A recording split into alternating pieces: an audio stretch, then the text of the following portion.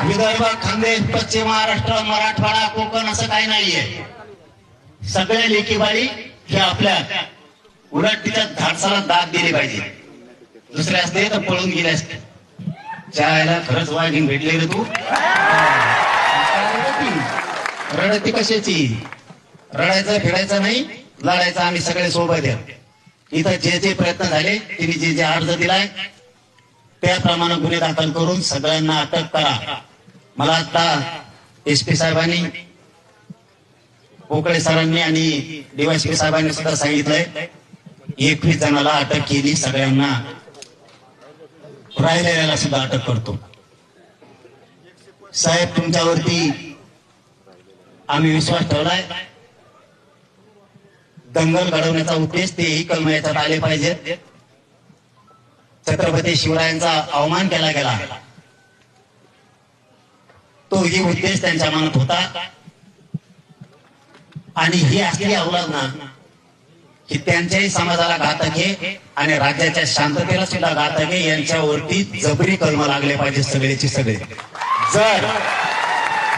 जर तुम्ही काही काटकसर केली, आम्ही तुमच्यावरती सगळ्यांनी विश्वास ठेवलाय.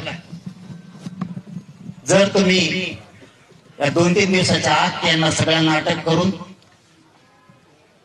कलमा त्यांच्या मनाप्रमाणे जर लावल्या नाहीत, काही जर टाळाटाळ एखाद्या स्थानिक अधिकाऱ्याकडून जर झाली तर नाविलाजानं राज्यातल्या सगळ्या मराठीची राज्यव्यापी बैठक मला चिखला गावात लावावं लागेल.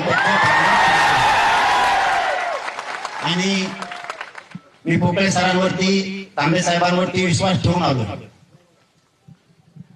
जर काही इथलं ही चाललेली गुंडगिरी याच्यातले काही त्या परळीला सुद्धा अटॅच आहेत.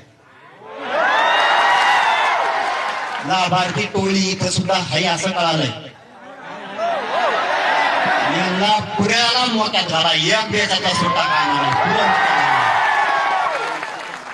नसतात. मी जर एकदा बोललो, मी कायद्याचा सन्मान केलाय, अधिकाऱ्यांचा सन्मान केलाय.